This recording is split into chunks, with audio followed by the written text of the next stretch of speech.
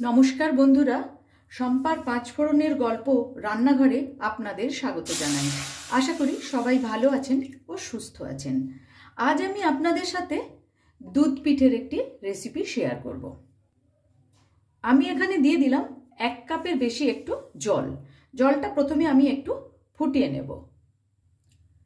জল গরম হয়েছে, জলের মধ্যে দিয়ে দিচ্ছি সামান্য পরিমাণ একটু লবণ আর দেব সামান্য একটু ঘি।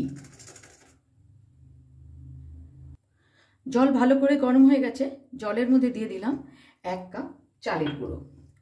চালের গুঁড়োটা দেওয়ার পর গ্যাসের ফ্লেমটাকে আমি হাইতে রেখেই চালের গুঁড়োটা একটু ভালো করে নেড়ে নিচ্ছি। এবারে গ্যাসের ফ্লেমটা একদম লোতে করে দিয়ে দিচ্ছি 1 চামচ মতো সুজি, দিলাম 2 চামচ ময়দা। এবারে খুব ভালো করে আমি এটা মিশিয়ে নেব এবং চালের গুঁড়োটা যাতে সেদ্ধ হয়ে যায় সেই রকমভাবে এটাকে একটু নেড়ে চেড়ে ঢাকা দিয়ে রাখবো। এবারে আমি ঢাকা দিয়ে রেখে দেব প্রায় 5-7 মিনিটের জন্য। পিঠের পুর তৈরি করার জন্য আমি এখানে প্রায় 100 গ্রামের মতো মাওয়া নিলাম 3 চামচ নারকেল কোড়া। ভালো করে একটু মিশিয়ে নেব।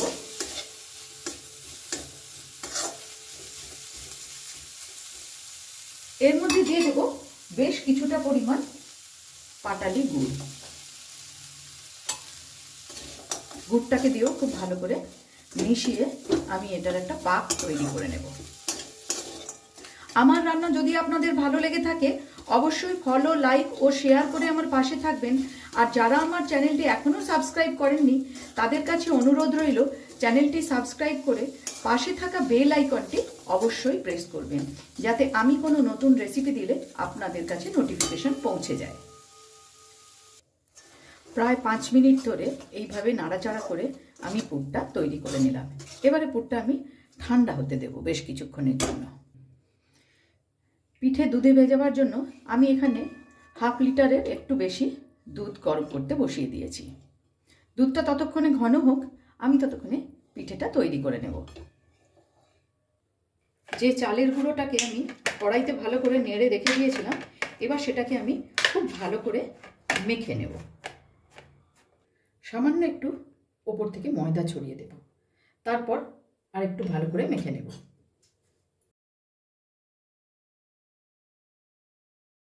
খুব ভালো করে আমি এটা মেখে নিয়েছি। শেষে একটু ঘিয়ের হাত এর উপরে দিয়ে নিয়েছি।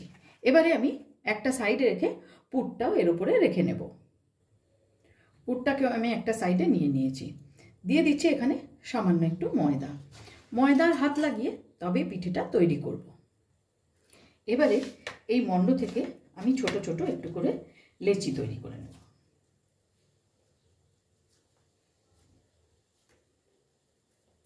এইভাবে আমি কয়েকটা লেচি তৈরি করে নেব।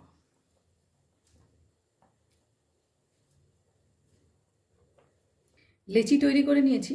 এবারে এই লেচিগুলোর উপরে একটু করে এরকম ময়দা ছড়িয়ে এরকম গোল করে ময়দার একটু হাত লাগিয়ে এইভাবে একটু পুলি পিঠে তৈরি করে নেব।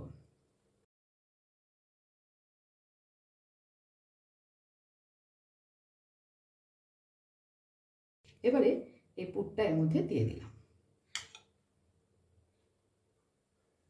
মুখটা খুব ভালোভাবে কিন্তু বন্ধ করতে হবে, যাতে দুধের মধ্যে খুলে না যায় মুখটা।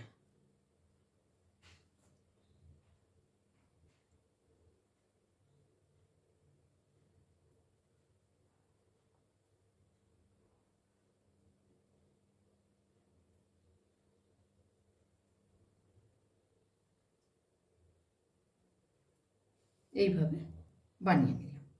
আর একটাও আমি বানিয়ে নেব।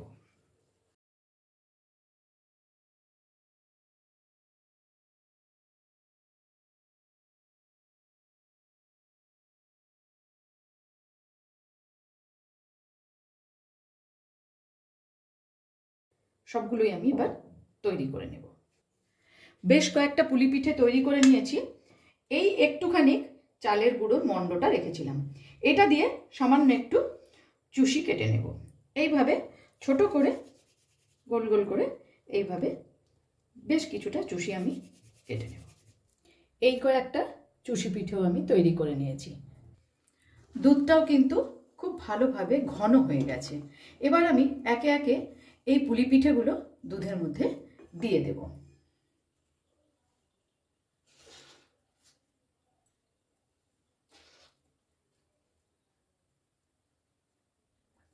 পুলি পিঠেগুলো সব দুধের মধ্যে দিয়ে দিয়েছি। গ্যাসের ফ্লেমটাকে এ সময় মিডিয়ামে রেখে চুষি পিঠেগুলো আমি এর মধ্যে আস্তে আস্তে সব ছড়িয়ে দিচ্ছি। খুব হালকা হাতে একটুখানি নেড়ে নেব।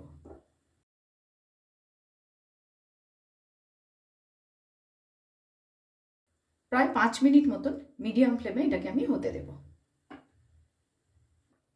প্রায় 5 মিনিট হয়ে গেছে। দুধও ভালো করে ফুটে উঠেছে পিঠের সাথে। এবারে আমি এর মধ্যে মিশিয়ে দেব কিছুটা পাটালি, যেটা আমি ভেঙে গুঁড়ো করে রেখেছি। খুব হালকা হাতে আস্তে আস্তে নেড়ে এটা আমি মিশিয়ে দেব।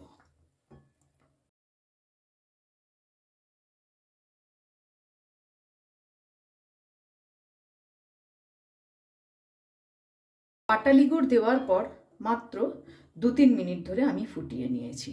দেখুন চুষি পিঠেগুলোও কিন্তু এরকম অক্ষত রয়েছে। এবারে এটা আমি নামিয়ে ঢাকা দিয়ে রেখে দেব। খুব সহজেই ও খুব কম সময়ে তৈরি করে নিলাম লোভনীয় স্বাদের নরম তুলতুলে ক্ষীরের পুলি পিঠে। ভিডিওটি আপনাদের কেমন লাগলো অবশ্যই কমেন্টস করে জানাবেন। আজ তাহলে এই পর্যন্তই। দেখা হচ্ছে সামনের ভিডিওতে অন্য কোনো রেসিপির সাথে। ভালো থাকবেন, সুস্থ থাকবেন।